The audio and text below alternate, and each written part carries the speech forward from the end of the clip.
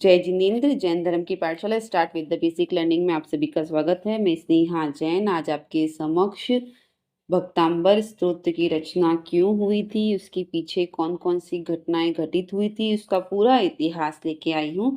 तो चलिए अपना वीडियो शुरू करते हैं। भक्तांबर स्तोत्र की रचना लघु शांति के कर्ता मानदेव सूत के शिष्य परंपरा में आए हुए मानतुंग सुरीश्वर जी ने की थी। इसके पीछे की कहानी क्या है? उज्जैनी नगरी थी और वृद्ध भोजराज नाम के राजा थे। उस राजा की सभा में 500 पंडितों के साथ मयूर और बाण दो विद्याधुरंधर पंडित थे।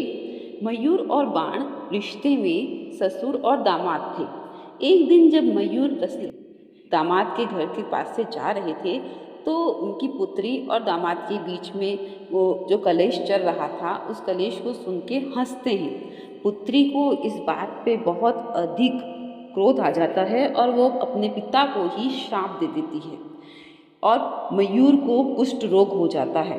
उस समय मयूर 100 श्लोक की रचना करके सूर्यदेव की स्तुति करते हैं और सूर्यदेव को प्रसन्न करते हैं। सूर्यदेव प्रसन्न होकर आते हैं और उनका कुष्ठ रोग दूर कर देते हैं। ईर्ष्यावश बाण भी अपनी विद्या को दर्शाने के लिए अपने दोनों हाथ पैर काट लेता है और 100 श्लोकों की रचना करके चंडी देवी की स्तुति करता है। चंडी देवी प्रसन्न हो जाती हैं और आके पुनः उनके हाथ पैरों की रचना करती है। इन चमत्कारों को देखकर पूरी नगरी के अंदर मयूर और बाण बहुत अधिक प्रसिद्ध हो जाते हैं और शिव धर्म का विकास होता है, जैन धर्म की निंदा होती है। जैन धर्म को यह कहा जाता है कि जैन धर्म मात्र पेट की पूर्ति हेतु कष्ट क्रिया कर सकता है, लेकिन चमत्कार नहीं कर सकता। इस पर वृद्ध भोजराज राजा श्रावकों से पूछते हैं, जैन श्रावकों से पूछते हैं कि क्या आपके यहाँ ऐसा कोई विद्वान है?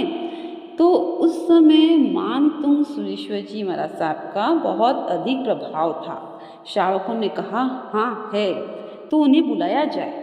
तो सुरेश्वर जी को बुलाया गया। जैसे ही जैन मुनि राजा के दरबार में प्रवेश करते हैं, उनके हाथ में घी से भरा हुआ एक कटोरा दे देते हैं। उस समय जैन मुनि उस घी के भरे हुए कटोरे में एक बाती डाल देते हैं। श्रावक के द्वारा पूछने पर ये मुनि कहते हैं कि घी से परिपूर्ण कटोरी बताकर ब्राह्मण या ये पंडित हमें ये सूचित करते हैं कि घी के द्वारा परिपूर्ण कटोरी की तरह ही हम इस नगरी में परिपूर्ण हैं, यहाँ तुम्हारी कोई आवश्यकता नहीं है। और ये दिया बाती की सिलाई मैंने इस घी से बड़ी कटोरी में डाल के यह बात सिद्ध कर दी है कि इस घी का पूर्ण उपयोग इस बाती को जलाकर प्रकाश करके ही किया जा सकता है।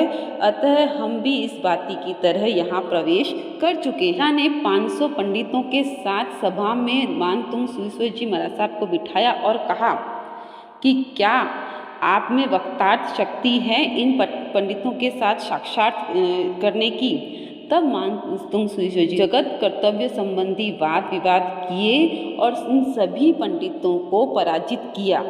यहाँ पर भी राजा संतुष्ट नहीं हुए। उन्होंने फिर कहा, यह तो तुमने अपनी बुद्धि का प्रकाशित कर दिया, अब क्या तुम बाण और मयूर की तरह दिव्य शक्ति वाले भी हो? उस समय राजा ने उन्हें 48 तालों वाली बेड़ियां पहनाई और एक कमरे में बंद कर दिया। द्वार को अच्छे से दृढ़ता पूर्वक बंद कर दिया गया। उस पर 7-7 ताले लगवाए गए। साथ ही चारों तरफ चौकीदार और ब्राह्मण पहरेदारों को नियुक्त कर दिया गया। उसके बाद जैन धर्म के प्रकाश को बढ़ाने के लिए मानतुंग सुरेश्वर जी ने भक्तांबर स्तोत्र की रचना की।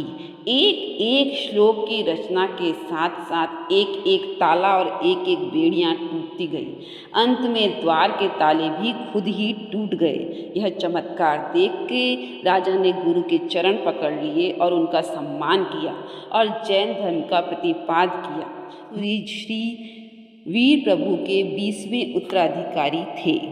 देखा, जैन धर्म कभी भी चमत्कार दिखाने की आवश्यकता नहीं रखता है, लेकिन जब जब भी जैन धर्म की आस्था और श्रद्धा की बात आई है, तब तब ऐसे ऐसे चमत्कार जैन धर्म के द्वारा उनके अनुयायियों ने किए हैं कि आज पूरा विश्व जैन धर्म की महिमा की व्याख्या करता है। ऐसे ही इस एक स्तोत्र भक्तांबर स्तोत्र का इतिहास भी बहुत अद्भुत है। इसके सूत्रों में क्या अर्थ है, उसके बारे में ये जब आपको जानकारी होगी तो आपको पता चलेगा कि प्रभु ने हमारे लिए क्या क्या किया है। भक्तांबर स्तोत्र अपने आप में पूर्ण पवित्र स्तोत्र है, जिसके अंदर आदिनाथ दादा के द्वारा हमें जो प्रदान किया गया है उसका वर्णन किया है, और साथ ही साथ सम्यक दर्शन ज्ञान चारित्र का भी अद्भुत उल्लेख किया गया है। अतः जिस सूत्र के बोलने मात्र से बंधी हुई बेड़ियां, बंधे हुए ताले आदि टूट जाते हैं, तो सोचिए कर्म निर्जरा में यह सूत्र कितना कारगर होगा। अपने आने वाले वीडियो में मैं भक्तांबर सूत्र का एक एक श्लोक का अर्थ लेके आऊँगी, ताकि आपको ये पता चल सके कि उन शब्दों का क्या अर्थ है। धन्यवाद। वीडियो पूर्ण हुआ और अब आपको भक्तांबर के पीछे का इतिहास पता चला कि इस सूत्र की रचना आखिर हुई क्यों थी। और जब हमें किसी भी चीज़ के अंदर का भाव पता चलता है, हमारी श्रद्धा और आस्था उस चीज़ पर और भी अधिक बढ़ जाती है।